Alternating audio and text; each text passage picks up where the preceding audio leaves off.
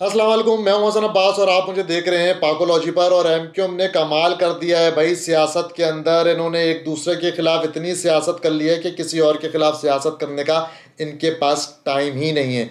एक दूसरे की टांगे खींचने में इतने मसरूफ़ हैं कि इनको कोई और दिख ही नहीं रहा। ना इनको शहर के मसाइल दिख रहे हैं और ना ही इनको दीगर सियासी जमातें दिख रही हैं जिनके साथ वो सियासत सियासत खेलें। ये कहते हैं कि भाई हम आपस में ही सियासत सियासत खेलेंगे। हमने देखा कि एमक्यूएम के मरकज़ बहादराबाद के अंदर एहतजाज हुआ और गो गवर्नर गो के नारे लग गए और उनके अपने कारकुनान ही वो एहतजाज कर रहे थे और वही ये नारा लगा रहे थे, गो गवर्नर गो।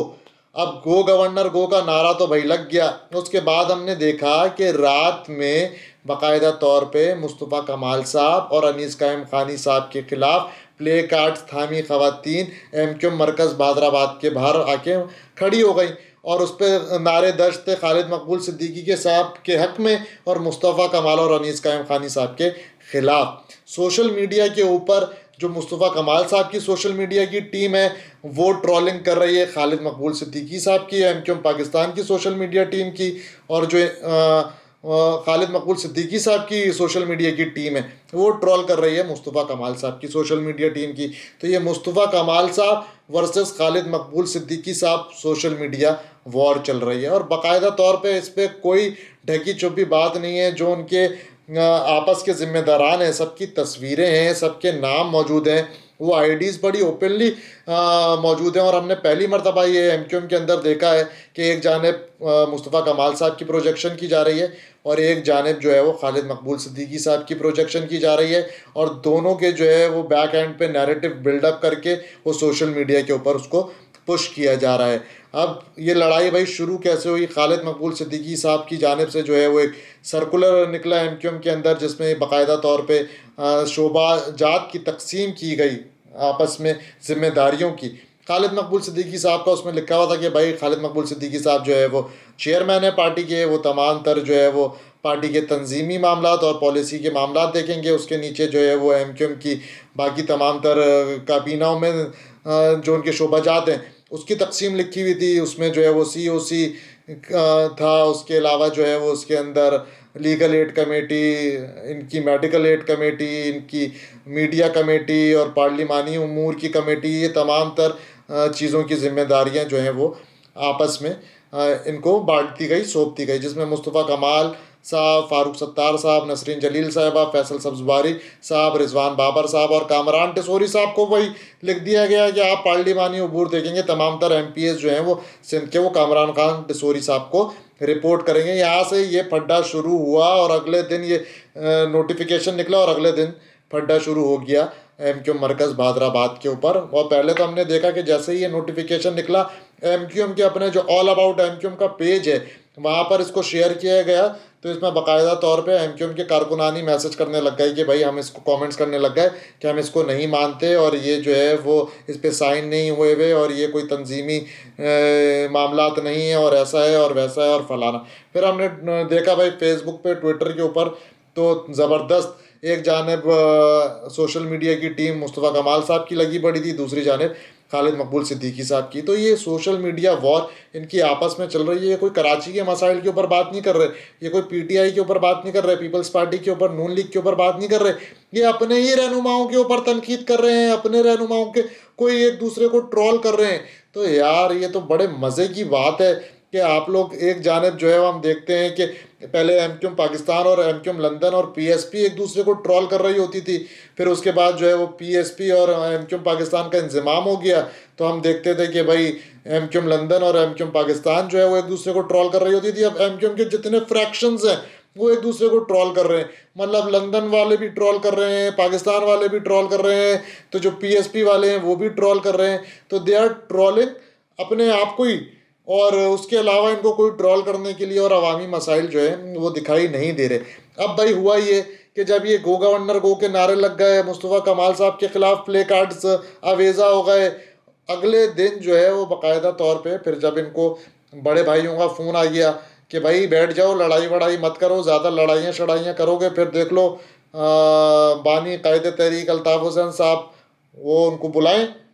फिर ये कहते नहीं नहीं उनको नहीं बुलाएं। फिर ये लोग आपस में फटाफट बैठते हैं बातें वगैरह करते हैं और फिर अपने मामला तय पाते हैं और उसके बाद कहते हैं मीडिया गलत खबर चलाता है, सहाफ़ी जो है वो गलत खबरें चलाते हैं, ऐसा तो कुछ है ही नहीं। अच्छा भाई, हमें भी आप अपनी ऐनक दे दें जो आप पहनते हैं, ताकि हमें भी पता लग जाए कि भाई आप कौन सी ऐनक से देखते हैं, जिसपे आपको सहाफ़ी तो दिखाई दे रहे हैं, मीडिया के टिकर और खबरें तो दिखाई दे रही हैं, मगर अपने कारकुनान की आप लोगों को जो है वो ट्रोलिंग नहीं दिखाई दे रही। बाकायदा तौर पे भाई चेक कर लें कौन सा आपका सेक्टर का जिम्मेदार, कौन सा आपका यूनिट का जिम्मेदार, कौन सा आपका सीओसी का जिम्मेदार, कौन सा एमएनए एमपीए किसके हक में जो है और किसके खिलाफ वो पोस्टिंग कर रहा है। तमाम तर चीज़ें आपको क्लियर हो जाएंगी। हम तो भाई साफ़ी हैं, हम तो अपना तमाम तर होमवर्क पूरा करते हैं। हम आपके तमाम तर लोगों के साथ भी कनेक्टेड होते हैं, आवाम के साथ भी कनेक्टेड होते हैं और डिजिटल सोशल मीडिया के ऊपर भी बहुत बखूबी आप लोगों को अच्छे तरीके से जानते हैं। हमें पता होता है कि कौन किस फोल्डर में काम कर रहा है और वो क्या किसके खिलाफ कैसा पोस्ट कर रहा है। तो एमक्यूएम को भी चाहिए कि सहाफ़ियों पे और मीडिया पे इल्ज़ामात ना लगाए और ये टिकर ना चलवाए कि भाई मीडिया जो है वो अपनी खबरों की तस्दीक करे। मीडिया अपनी खबर की जो है वो तस्दीक करने के बाद ही खबर चलाता है और आवाम तक लेकर आता है। और आप लोग भी जो है वो ज़रा अपनी तरदीद और तस्दीक बड़े अच्छे तरीके से करें और आवाम की आंखों में धूल ना झोंकें। अब एमक्यूएम के अंदर क्या होने जा रहा है ये भी मैं आपको बता दूं। अभी तक एमक्यूएम के अंदर जो है वो किसी किस्म की तंजीम का शोबेजात की तो तकसीम कर दी गई, अभी सीओसी अनाउंस होनी है। अच्छा, सीओसी का बड़ा फड्डा है ये, मैं आपको बताता हूँ ये तमाम तर फड्डा हुआ क्या साहब। इसमें फुरकान अतैयब साहब जो हैं वो सीओसी के इंचार्ज हैं। अब फुरकान अतैयब साहब कौन है? फुरकान अतैयब साहब जो हैं वो 18 ग्रेड के सैसी के जो हैं वो मुलाजिम हैं और सीओसी एमक्यूएम पाकिस्तान के इंचार्ज हैं और काफ़ी अरसे से जो है वो एमक्यूएम के अंदर काम कर रहे हैं। माजी में अल्ताफ़ हुसैन साहब की जब एमक्यूएम थी तो उसमें ये लेबर डिवीज़न के इंचार्ज भी थे। और अभी ये कराची शहर के अंदर जब केटीसी ख़त्म हुई तो उसके बाद पहले वो सीईसी होती थी, फिर सीओसी बना दी गई राब्ता कमेटी के नीचे, सेंट्रल ऑर्गेनाइजिंग कमेटी, उसके जो है वो ये इंचार्ज हैं और तमाम तर जो सेक्टर्स हैं कराची के और यूनिट्स हैं कराची के वो फुरकान तैयब साहब को रिपोर्ट करते हैं। अब फुरकान तैयब साहब को जो है वो बिल्कुल ही जो शोबेजात का नोटिफिकेशन निकला जिम्मेदारियों का, उसमें उनको माइनस कर दिया और उसके बाद जो है वो यहाँ पर बहस चढ़ गई एमक्यूएम के अंदर कि भाई फुरकान भाई को क्यों माइनस किया है। ये फुरकान भाई को पता नहीं लोग जानते हो या ना जानते हो, मगर हमने फुरकान भाई की जो है वो तस्वीर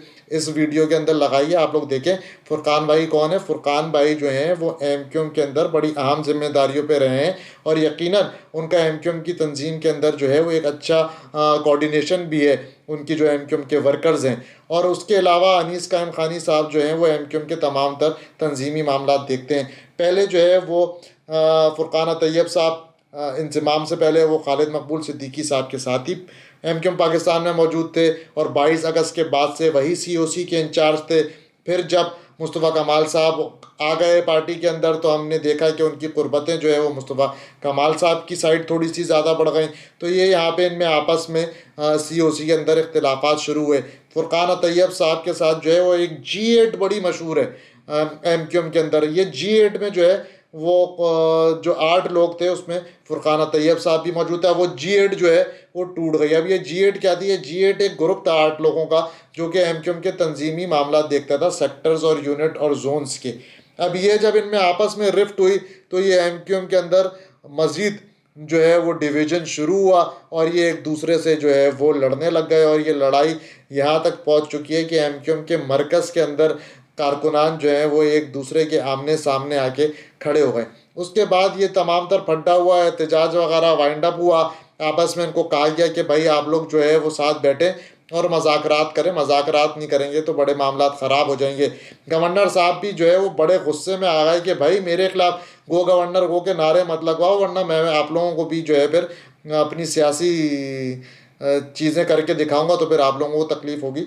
गवर्नर साहब भी जो है वो काफ़ी जगहों पे उन्होंने ये शिकायत दर्ज करवाई कि एमक्यूएम के बाकी जो रहनुमा हैं उनको ज़रा समझा दिया जाए, अच्छी बात नहीं है आपस में लड़ना। तो गवर्नर साहब हैं एक जानिब खालिद मकबूल सिद्दीकी हैं, मुस्तफ़ा कमाल साहब हैं और फ़ारूक सत्तार साहब हैं। अब ये फ़ारूक सत्तार साहब, खालिद मकबूल सिद्दीकी, गवर्नर साहब, नसरीन जलील साहिबा, फैसल सब्जवारी, ये जो है वो एक फोल्ड में। और एक जाने मुस्तफ़ा कमाल साहब, अनीस कायम खानी साहब, फुरकान तैयब साहब और दीगर लोगों का ये एक फोल्ड है। अब मामला क्या है, ये दोनों कहते हैं कि भाई हमें जो है वो पावर की जंग है ये सारी, कि हमें जो है वो सेक्टर यूनिट्स में हमारे भी लोग हों, किसके पास कितने सेक्टर हैं, किसका कहाँ सेक्टर इंचार्ज लगा हुआ है, किसका यूनिट इंचार्ज लगा हुआ है। 30 के करीब सेक्टर हैं कराची में, 126 के करीब कराची शहर के अंदर जो हैं वो यूनिट्स मौजूद हैं एमक्यूएम के। अब इसमें से कुछ यूनिट जो हैं वो खड़े हुए हैं खालिद मकबूल सिद्दीकी साहब के साथ, और कुछ जो हैं वो खड़े हुए हैं मुस्तफ़ा कमाल साहब की साइड पे। तो ये बेसिकली सारा तंजीमी झगड़ा है, फड्डा है। फिर ये लोग कहते हैं कि भाई हमारे बीच तो कोई इख्तिलाफात है ही नहीं, एमक्यूएम तो जो है वो अब बड़ी डेमोक्रेटिक जमात हो गई है, और हम तो आपस में एक दूसरे की, पहले वाला मामला थोड़ी है कि कोई कुछ भी कहेगा, एक आदमी कुछ कहेगा और हम मान लेंगे। यहाँ पे तो हम डिफरेंस ऑफ ओपिनियन एक दूसरे के सामने रखते हैं, और हमारे पास तो ये जमहूरी हुस्न है कि आपस में आप एक दूसरे पे तनकीद करें। ये पता नहीं भाई जमहूरियत का कौन सा हुस्न है, ये जमहूरियत का हुस्न नहीं होता। ये तमाम तर बातें जो हैं वो बंद कमरों में होती हैं। और एमक्यूएम तो मशहूर थी अपनी डिसिप्लिन की वजह से, अपनी मतलब मुत्तहद रहने वाले लोग थे, मुत्तहदा कौमी मूवमेंट। मगर आज मुत्तहदा कौमी मूवमेंट जो है वो तितर बितर हमें दिखाई दे रही है। तो आने वाले वक्तों में हम देखते हैं कि ये क्या वाकई एमक्यूएम में इनके जो आपस में दिल में जो रंजिशें हैं ये ख़त्म हो सकती हैं या नहीं हो सकती। मुझे तो नहीं लगता कि ये हो सकती हैं, क्योंकि 1 साल का वक्त तो गुजर चुका है। ये रंजिशें बढ़ती हुई दिखाई दे रही हैं, ख़त्म होते हुए नहीं दिखाई दे रही। और अगर ऐसे ही चलता रहा तो एमक्यूएम जो है वो अगले इलेक्शन में उसके लिए जाना और जीतना बड़ा मुश्किल हो जाएगा। मज़ीद आप लोग भी हमें अपने फीडबैक से बताएं कि आप क्या समझते हैं, आप एमक्यूएम की कारकर्दगी से और ये एमक्यूएम के तमाम तर इख्तिलाफ़ात के बारे में क्या राय रखते हैं, हमें कमेंट्स में ज़रूर बताइएगा। मज़ीद आपको व्लॉग में अपडेट्स देते रहेंगे एमक्यूएम के हवाले से, उसके इख्तिलाफ़ात के हवाले से। और अगर वो कोई अच्छा काम कर रहे होंगे तो उसको भी हम यकीनन जो है वो ज़रूर हाईलाइट करेंगे। और हमारे चैनल को लाइक करें, सब्सक्राइब करें। Thank you so much. अल्लाह हाफ़िज़।